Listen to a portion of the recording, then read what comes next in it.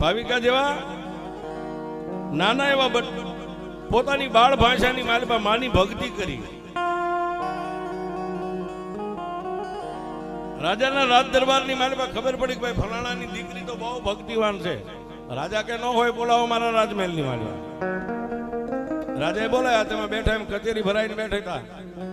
કાવા કહુંબા થાય, મારા હમ તમારા હમ થાય, ઉંદર માથે મીંદડી તેતરની માથે બાજ, આવી કહુંબાની ઝપટું વાગતી ગરીબ માણાની દીકરીને બોલાવી છે. બોલાવી પણ કેવી આવીને પહેલા તો નાની એવી સુંદરી હતી. સુંદરીનો શેડો હાથમાં લઈને બાપુને કીધું, બાપુ જય માતાજી. એટલે દરબારે કીધું, જય માતાજી બેટા. ફલાણા ભાઈ ની દીકરી છો? આ ભક્તિ કરે કે આ કોની? મેલડી ની કરું. ઓ મેલડી ની ભક્તિ. મેલડી તને મળી કે? આ બાપુ ઘણી વાર મળી. મેલડી હોય કેવી મને દેખાડ. રાજા કે છે. એટલે દીકરીએ કીધું, બાપુ એક દૂધનો ગ્લાસ ભરી લાવો, મારી મેલડી તમને દેખાડું. એટલે બાપુ આખી કચેરી સુનકાર થઈ ગઈ. આ દીકરી હવે કઈક મોત ને ભેટવા જઈશ. હમણાં રાજા કે છે કે આને ફાંસીએ ચડાવી દો. પણ જેને મેલડી નો ભરો હોય એને ડર નો હોય સાહેબ. હા, બાકી તો અહીંથી બજારનો ખૂણો વળવો હોય તો અંધારું હોય તો બીક લાગે. સ્ત્રી જાત છે ને સાહેબ, રાતે ફોન કરી ભાવિકા બેન માંડો રાતે આવી જાય છે. એને ભરો છે કે મારી ગાડીમાં મારી પહેલા મારી મેલડી બેહી જાય. એને ભરો છે.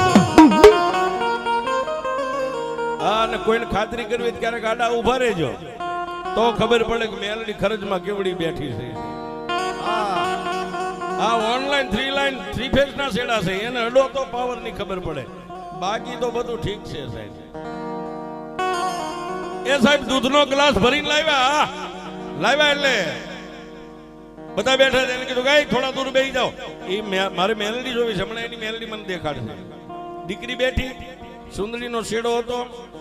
એ દૂધના ગ્લાસ માંથી ઢાંકીને એક હાથ અંદર નાખીને આંગળીથી મંડી ગઈ દૂધને હલાવવા. ત્યારે રાજાએ એટલું કીધું કે બેટા અડધી કલાક થઈ, પોણી કલાક થઈ ગઈ, હવા કલાક થઈ ગઈ, કેમ મેલડી નથી દેખાડતી? ત્યારે દીકરીએ બાપુ એક જ સવાલ કીધો, આને પૂછાય ને કે મેલડી તને ક્યારે મળી? આ કોઈ દી ન પૂછાય. હું તો જાતે કહું છું, કોઈ દી પૂછતાય નહીં. બસ તમે દિલથી માનો તો માથું નમાવો, નહીતર અહીં 1000 આવે છે. તમે એક માથું ન નમાવો તેને હું ફેર પડી જાય. એક બેન એકય નથી સાહેબ. હા, એને કઈ ફરક જ નથી પડતો. ત્યારે માં મેલડીને દેખાડવા માટે દીકરીએ સુંદરીનો શેડો માથેથી લઈ એને ગ્લાસ હાથમાં લઈને કીધું, મહારાજ આમાં ક્યાંય દૂધ, આમાં ક્યાંય માખણ છે? રાજા કે નહીં. આમાં ક્યાંય ઘી દેખાય છે કે નહીં?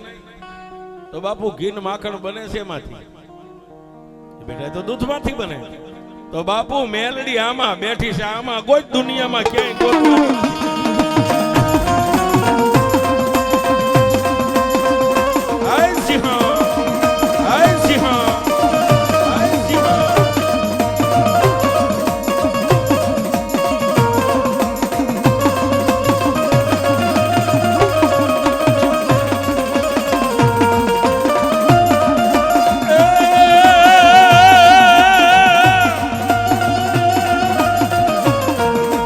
ભક્તિ કરો પાતાળ મન પ્રગટ હોય આકાર. એ ભક્તિ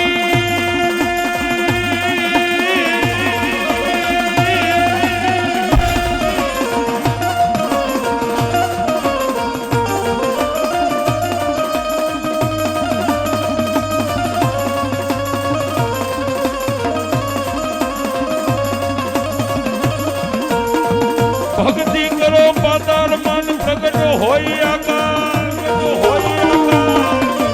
એ ઓલી દાબી દુબી મારી કોઈ દી નો રહે.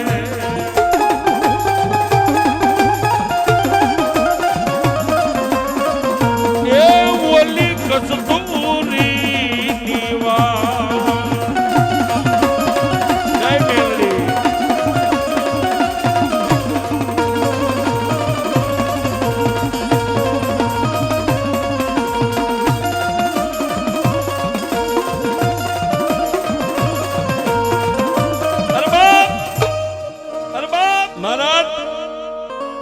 તમને નથી દેખાતું, પણ મને આમાં ઘી દેખાય છે અને માખણ દેખાય છે. એમ ફરતા આખી ભાગોળ ફરો ને સાહેબ, મેલડી ન મળે.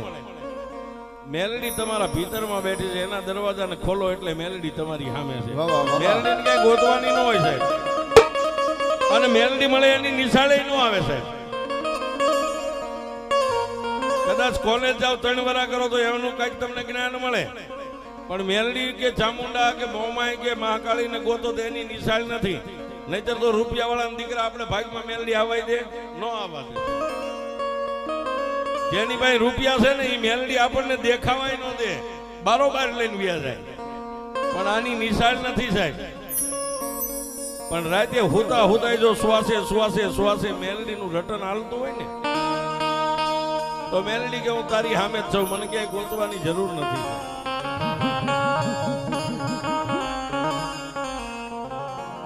જેના પૂર્વ ભવની કઈ કમાણી હોય,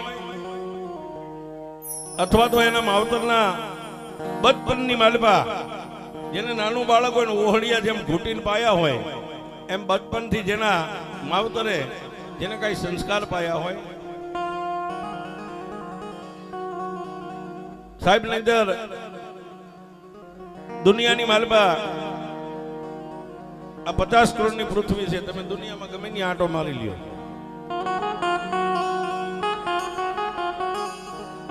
દુનિયા આપણા ચરણમાં ઝૂકે. એ દુનિયા બધાને ગમે છે, મને અને તમને દુનિયા ચરણમાં ઝૂકે એ દુનિયા આખીને ગમે છે. પણ કહેવતમાં કીધું છે કે સાહેબ, એક પથ્થરનો પાળિયો થવું હોય ને, પથ્થરનો પાળિયો થઈને ગામના જાપે ખોડાઈને પૂજાવવું હોય તો એમાં લીલા માથા દેવા પડે છે. એમાં પાળિયાય નથી થવાતું, નથી મફતમાં મળતા, એના કાંઈક મૂળ ચૂકવવા પડતા. જેને એમાં મેલડીના માર્ગની માથે ડગલા પોતાના, એનું બચપન જ કહેવાય છે. બચપનમાં જેને મેલડીને બથ ભરી લીધી છે, જેને મેલડીમય જીવન બનાવી દીધું છે. અને બાપજી અહીંયા નહીં, ઠેઠ અમારી કાઠિયાવાડમાં પણ બેનની હાજરી હોય, જ્યાં જ્યાં એનું આમંત્રણ હોય ત્યાં બેનની હાજરી હોય. અને જ્યાં કાંઈ આવે છે ત્યાં પાછા કાંઈક દઈને જાય છે. આ એક ચમકતો તારલો આપણી દુનિયામાંથી ખરી ગયો ને, રતન ટાટા, હા, એ કાંઈ લઈને નથી ગયા, પણ દુનિયાને કાંઈક દઈને ગયા છે તો બધાયની પાસે, પણ આમાંથી નથી છૂટતું છે બધાય પાસે.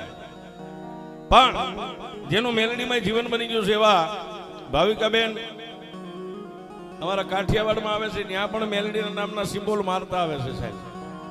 જે એની શક્તિ હોય, ફૂલ નહીં તો ફૂલની પાંખડી, એને એનું નામ કોઈ દી નથી લખાયું, ખરજ મેલડી ધામ. એને એક જ થઈ છે કે માં મળી છે ને તો દુનિયા મને મળી છે, બાકી બીજાની શું જરૂર છે.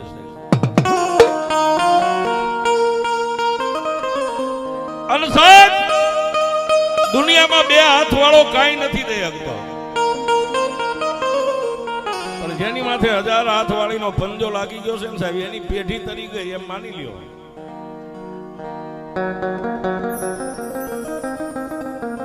મેલડી ઝાડે પૂજાય, મેલડી પાળે પૂજાય, મેલડી ગઢના કાંગરે પૂજાય, મેલડી રાજાના રાજમહેલમાં પૂજાય, મેલડી તવંગલના ઘરે પૂજાય, મેલડી એક ભટકતા ભિખારીના ઘરે પૂજાય. કોઈ એમ કે ચામુંડા મારી કુળદેવી છે, કોઈ કે મોમાઈ મારી કુળદેવી છે, કોઈ કે માં ભગવતી મહાકાળી મારી કુળદેવી. મેલડી કોઈની કુળની દેવી નથી. મેલડી તો દડી પડી મેદાનમાં જો ચાહે બોલે.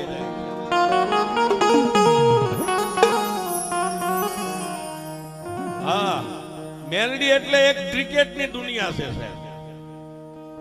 તમારા કાંડામાં કવચ હોય ને, મેલડી કે હું મેદાનમાં પડીશું, આવી જા મારી સામે. હા, આવા કોક જ હિરલા છે ને પૂરવ ભવની કમાણી હોય સાહેબ. આ મેદાનમાં ઉતર્યા પછી આઉટ થવાનું કોઈ ન ગમે, બધાને મારવા જ છે, રણ કરવા જ છે, પણ નથી થતા સાહેબ. અને મેલડી તો સાહેબ વગર ગોળીની રાઇફલ છે. હા, અમે મેલડીને એવું માનીએ છીએ, વગર ગોળીની રાઇફલ છે. કદાચ કોઈ કેડમાંથી કાઢીને આમ ટાંકીને ભડાકો કરે તો અવાજ આવે, પણ આ ફૂટે ને અવાજ નો આવે. ક્યારે તમને ખબર પડે? જ્યારે 20 વર્ષના કંધોતરની નનામી ફળિયામાં બંધાય ને ત્યારે ખબર પડે કે આ ખર્ચ વાળી મેલડી